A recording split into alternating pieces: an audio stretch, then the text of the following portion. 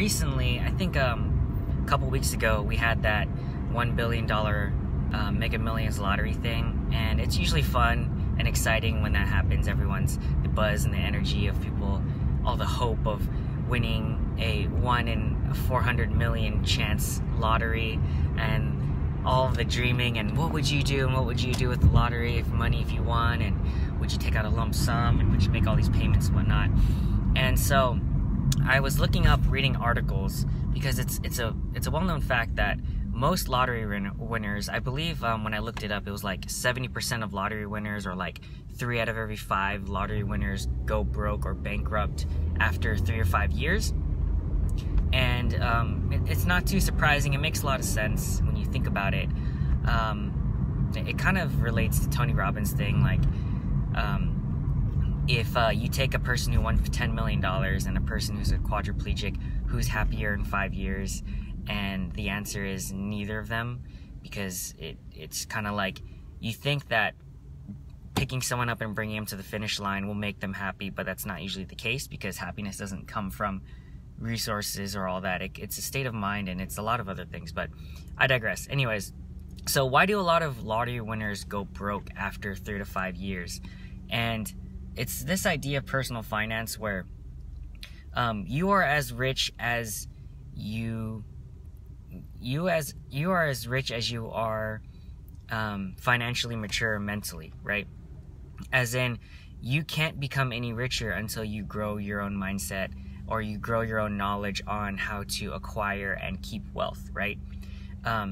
You can take a bunch of people and give them 100 million, $1 billion, and psychologically they will revert back to their 5 or 6 figure earning potential, like mindset, because that's where they are. If they make 60,000 a year, mentally they're at 60,000 a year, and that is who they are. That's who I identify as. And if you give them a net worth of $100 million or whatever, they are going to, it's not consistent with who they identify with. It's like they don't see themselves as a multimillionaire, so they don't act like one. And at the same time, it's like a person who's only used to making 50, 60K a year, they don't know what to do with $100 million or $1 billion or anything like that.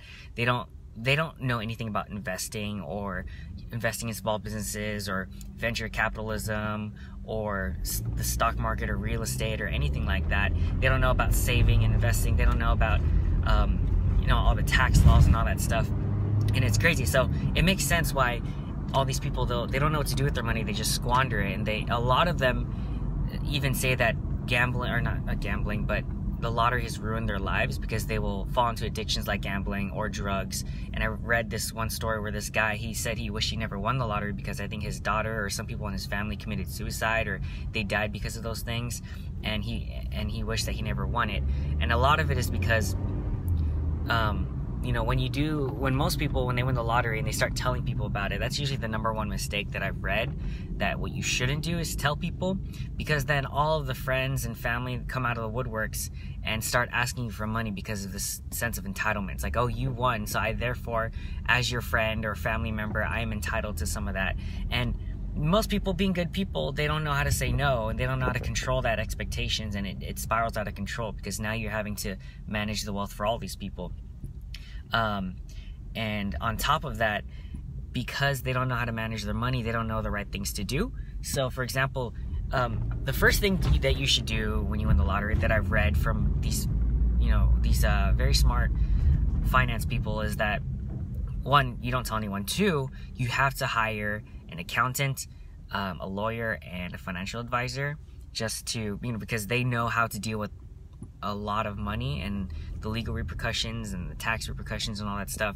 You don't know how to do any of that stuff, and if I won the lottery, I wouldn't know how to do any of that stuff either. And so why would I not hire a professional, probably the highest paid professional I can find, to manage all that stuff, because I know my money will be in better hands than if I tried to manage it myself and get into a lot of financial trouble. And then 3, after you hire those people, you continue living your life as usual, and you don't change anything else, and don't let anyone else know, aside from obviously maybe your spouse or whatnot. But yeah, and that's exactly what I would do personally. I even talked to my dad about this. He's like, yeah, first, like, I don't know what I would do. I would just ask you to what you would do with it, because he believes that I'm smart with my money and my decisions. But I told him, I was like, Dad, straight up, I would tell you to hire the highest paid accountant and financial advisor and attorney you can find and figure out how to get that money, and don't tell anyone else.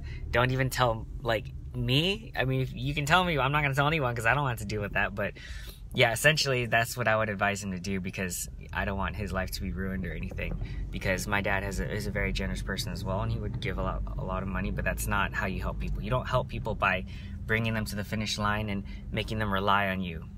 And that brings me to my next point, is that, when you bring people to the finish line, people think that, especially us people who didn't grow up with a lot of money, the low class or lower middle class or whatever, we think that resources are going to make us happy. And in reality, you ask a lot of wealthy people, they'll tell you that's not the truth, because you can have all the resources you want, but resources are just a tool to make you happy, right?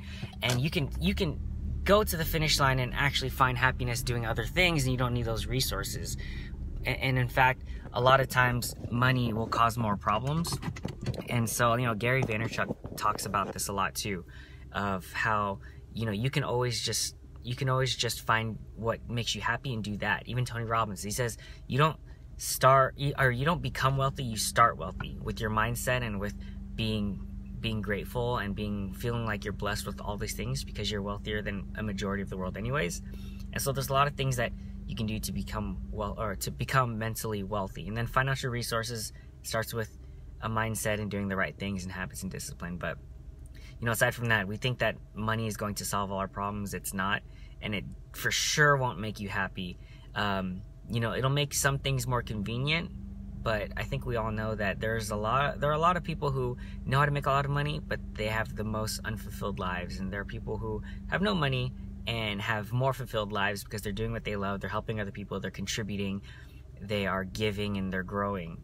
Of course, it'd be nice to be in the middle, the balance of that, to not only be extremely grateful for everything you have, but also to be growing, contributing, and to have financial security, of course, so that you can do the good things, because the Good Samaritan wouldn't be the Good Samaritan if he didn't have the resources to help, right? And so that's the thought of the day, is that even if you win the lottery tomorrow, it won't make you happy, and most likely if you don't do something to help grow your financial knowledge and wisdom, you will probably lose it in a short amount of time. So surround yourself with people smarter than you. Surround yourself with people who have what you want and know how to manage your life. And also that, money is not the key to happiness. Doing what you love and contributing is the key to happiness, and financial security is good too. But just know that that's not the goal. That's just a tools and ends to a means to an end. So that's the thought of the day.